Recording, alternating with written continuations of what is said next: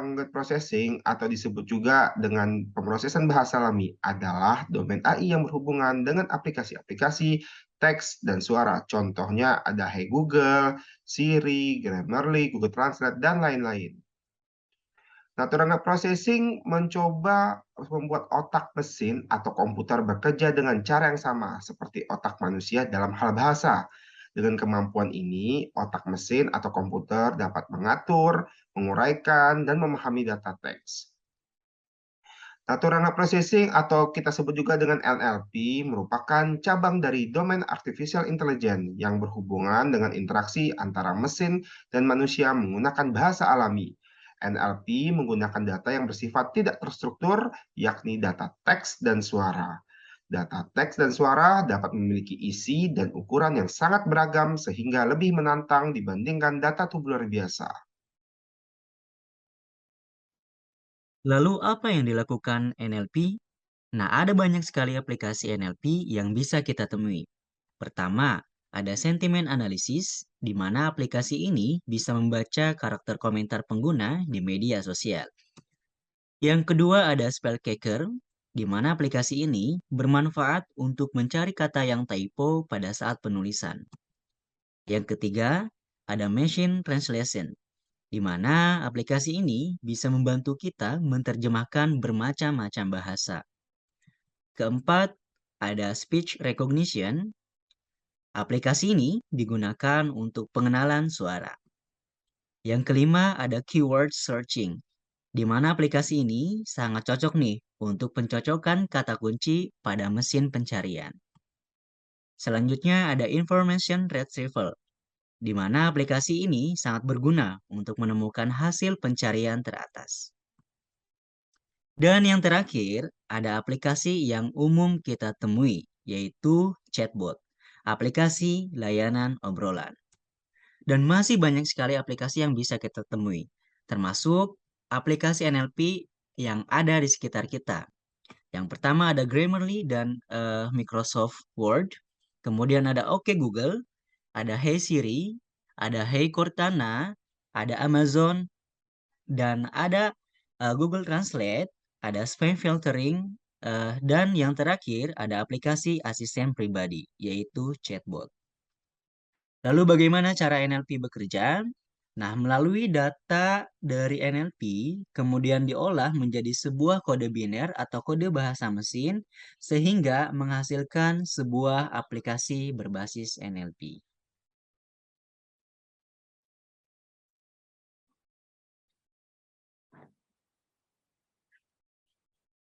Tools NLP yaitu Gensim, Spacy, Python NLTK, TextBlob, dan Sastrawi.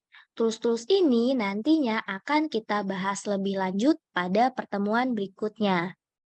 Sekarang, kenapa sih kita membutuhkan NLP? NLP itu nantinya dapat membantu komputer berkomunikasi dengan manusia dalam bahasa mereka sendiri. Misalnya, NLP memungkinkan komputer untuk membaca teks, mendengarkan ucapan, serta menafsirkannya. Selain itu juga, NLP penting karena dapat membantu menyelesaikan ambiguitas dalam bahasa, serta dapat menambahkan struktur numerik yang berguna ke data untuk banyak aplikasi. NLP juga mampu mengatur sejumlah besar data teks menjadi informasi yang berguna untuk memecahkan suatu masalah yang ada. Adapun persyaratan untuk mempelajari NLP, yang pertama yaitu keinginan yang kuat untuk belajar NLP, karena sesungguhnya NLP itu mudah dipelajari jika kita memiliki rasa ingin tahu, keberanian, ambisi, disiplin, dan juga keterbukaan. Selain itu juga kita perlu mempelajari matematika, contohnya statistik, probabilistik, serta aljabar linier. Dan kita perlu juga mempelajari tentang artificial intelligence dan programming, namun yang terpenting dalam syarat untuk mempelajari NLP adalah latihan dan pengalaman. Karena pembelajaran terbaik adalah suatu pengalaman, bukan teoritis. Jika ingin menjadi seorang ahli, kita membutuhkan waktu, latihan, dan juga pengalaman. Berikutnya adalah tantangan dalam pembuatan suatu AI. Yang pertama adalah pemahaman pertanyaan dan tanggapan user secara akurat. Pertanyaan dapat dipahami dengan suatu kata kunci tertentu, teman-teman. Sehingga perbedaan struktur kalimat, tetapi maksudnya adalah sama, tidak akan menjadi masalah agar dapat tersampaikan dan kita mendapatkan suatu jawaban yang kita inginkan, teman-teman. Kemudian tantangan yang kedua adalah pertanyaan unik dari suatu user ya, teman-teman ya, yang melibatkan sisi emosional tidak dapat direspon dengan optimal oleh asisten virtual. Kemudian yang ketiga adalah database dan pemeliharaan pengetahuan. Percakapan antara user dengan agen, kemudian topik percakapan maupun sentimen dari user itu dapat tersimpan dengan baik sebagai suatu database yang dapat dikelola agar menjadi suatu insight bisnis, teman-teman. Kemudian tantangan yang keempat adalah bot suara dengan suara alami dan suara sintesis yang dapat disesuaikan, teman-teman. Nah, manfaat integrasi text to speech dan speech to text sehingga mampu menjadi suatu voice bot yang terdengar alami, integrasi multisaluran platform bot yang mampu mengintegrasikan saluran layanan user secara omnichannel, teman-teman. Contohnya di dalam WA, kemudian Line, Telegram, Facebook Messenger, maupun widget live chat, teman-teman. Kemudian berikut adalah project NLP yang telah dikerjakan oleh student pada batch kedua, teman-teman. Yang pertama ada Al-Quran Digital dengan fitur track record system dan khataman bersama untuk meningkatkan motivasi membaca Al-Quran Gen Z berbasis natural language processing, teman-teman. Kemudian yang kedua ada Metric AI, yaitu adalah suatu sistem rekomendasi wisata kuliner. Kemudian juga ada chatbot seputaran tempat wisata dan image detector untuk makanan. Kemudian ada drone emprit. Nah, ini yang merupakan suatu master of sentiment analysis. Kemudian ada botak personal assistant. Kemudian yang terakhir ada Notisia, teman-teman. Selanjutnya, bagaimana kesempatan bekerja di bidang NLP ini? Nah, kita amati survei analisis pasar untuk perkembangan teknologi NLP ini. Pada tahun 2018, nilai pasar untuk teknologi NLP itu mencapai 8,3 miliar US dollar. Nah, nilai ini diperkirakan akan terus berkembang pada tahun 2024 mencapai 19,7% peningkatan dengan nilai 22,9 miliar US dollar. Adapun sektor yang memimpin dalam perkembangan teknologi NLP ini ada sektor layanan keuangan seperti asuransi dan perbankan, sektor kesehatan, sektor retail, dan sektor otomotif. Nah, tren ini berkembang ke arah penggunaan chatbot percakapan. Nah, terutama fokus perusahaan ini pada asisten virtual. Nah, chatbot ini dikerahkan untuk membawa bisnis dan pelanggan menjadi lebih dekat melalui teknologi NLP. Nah, chatbot semacam inilah yang membantu perusahaan membuat proses mereka itu, terutama yang terkait dengan layanan pelanggan, itu lebih baik dan lebih mudah ditangani dengan berbagai bahasa. Lalu, bagaimana kesempatan bekerja di bidang NLP ini khususnya di Indonesia? Nah, Indonesia sendiri sudah banyak memiliki startup yang mengembangkan teknologi NLP khusus untuk bahasa Indonesia. Nah, bisa dilihat di slide. Di sini ada beberapa startup yang fokus di bidang NLP. Ada Prosa AI, di mana mereka fokus pada pengembangan teknologi NLP yang mempunyai dua layanan, yaitu layanan teks, prosa teks, dan layanan suara, prosa speech.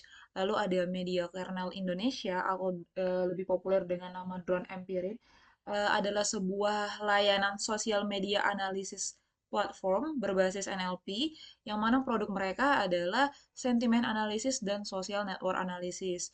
Nah, MKI ini sudah memiliki korpus bahasa Indonesia sendiri. Mereka menggunakan metode unsupervised machine learning untuk sentimen analisis yang coba mereka kembangkan. Lalu yang ketiga ada bahasa AI. Bahasa AI ini adalah sebuah perusahaan yang berfokus pada proses otomatisasi layanan bisnis dalam melayani jutaan pelanggan dengan cepat dan meningkatkan kepuasan pelanggan. Layanan mereka berfokus pada chatbot dengan multi-platform. Lalu selanjutnya ada kata AI. Kata AI ini adalah sebuah perusahaan yang mendukung chatbot cerdas multiguna untuk perusahaan besar di berbagai industri Indonesia. Tujuan mereka adalah memberdayakan orang dengan memberi mereka cara lebih manusiawi untuk berinteraksi dengan teknologi. Jadi, Indonesia sendiri memiliki peluang yang sangat besar untuk teknologi NLP ini ke depannya. Nah, berikut ini adalah beberapa pertanyaan yang coba kami rangkum buat kalian yang pengen belajar bidang NLP. Nah, yang pertama, apakah NLP itu mudah dipelajari? Tentu, selama kalian belajar dari sumber yang tepat dan sungguh-sungguh mengikuti kelas di domain NLP, dan yang paling penting itu kalian harus latihan. Lalu pertanyaan yang kedua, kira-kira berapa lama nih waktu yang dibutuhkan untuk belajar NLP? Nah, untuk kalian yang belum punya basic sama sekali, itu menurut survei dibutuhkan waktu 3 sampai 4 bulan untuk mempelajari NLP dari dasar. Nah, yang ketiga yaitu bagaimana cara mulai belajar NLP. Nah, mulai belajar NLP itu dari mana? Yang pertama, kalian harus memahami proses yang terjadi dalam NLP itu. Lalu mempelajari teknologi yang berkembang di bidang NLP, dan yang paling penting adalah latihan untuk mengerjakan proyek-proyek NLP sederhana.